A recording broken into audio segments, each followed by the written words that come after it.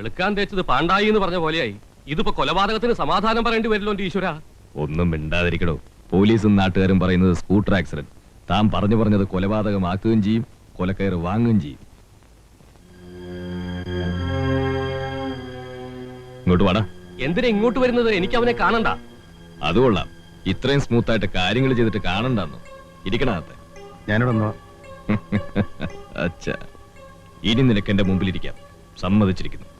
അയ്യപ്പനാരെ, ഇവൻ ആവശ്യപ്പെടുന്ന തുക കൊടുത്തേക്കണം. അതിന് ഞാൻ പറഞ്ഞ പോലെ കേൾക്കണം. കൊല്ലാനൊന്നും ഞാൻ പറഞ്ഞിട്ടില്ല. അപ്പം മരിച്ചു എന്നുള്ള സത്യം തന്നെയാണല്ലേ? എനിക്ക് അറിയാണ്ട് പറ്റിപ്പോയതാ. അത് ശരി, ചക്ക വീണ് ചത്ത മൊയിലാണല്ലേ. ഏതായാലും കുറച്ച് കാശുകൂടി മേടിച്ചോ. എന്താ? ഓ, കൊടുക്കാം. എനിക്ക് ഒളിവിൽ പോണം. അതെന്തിനാ? ഞാൻ ഇങ്ങോട്ട് വന്നപ്പോ SI വണ്ടി നിർത്തി എന്റെ മുഖത്തിട്ട് കുറെ നേരം നോക്കി. എന്നെ സംശയം ഉണ്ടാവുന്ന തോന്നുന്നു. ഞാൻ പറഞ്ഞില്ലേ, ഇത് അവസാനം എന്റെ പെടലേക്ക് വരും. പിന്നെ സംഭവം കഴിഞ്ഞിട്ട് ഞാൻ ഓടിക്കറിയത് അയാളുടെ വീട്ടിൽ തന്നെയാണ്. അയാളുടെ ഭാര്യ എനിക്കറിയാം. ശരിക്കും ആലോചിച്ച് നോക്കിയാൽ അവർക്കും സംശയം തോന്നും. അയ്യോ, കണ്ടോ കണ്ടോ കണ്ടോ, ഒരു കിനാവള്ളി പോലെ കേറി വരുന്നു കണ്ടോ. ഇനി തന്നെ ഞാൻ ഇവിടെ അടിച്ചു പുറത്താക്കും. അയാളുടെ ഭാര്യയുമായിട്ട് നിനക്കെന്താ ബന്ധം? ഒന്നുമില്ല, എനിക്കവരെ അറിയാം. ഒരു പാവം പെണ്ണ. അത് ശരി. ഉടനെ നീ എന്താ ചെയ്യേണ്ടെന്നറിയോ? അവരുടെ വീട്ടിൽ പോവാ, എല്ലാറ്റിനും അവരോടൊപ്പം ഉണ്ടായിരിക്കുക. ഞാൻ പോവൂല, എന്നെ സംശയിക്കും.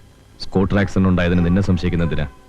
അഥവാ ആർക്കെങ്കിലും മറിച്ചു തോന്നിയാൽ നിന്നെ സംശയിക്കാതിരിക്കാനായി പറയുന്നത്, മനസ്സിലായോ?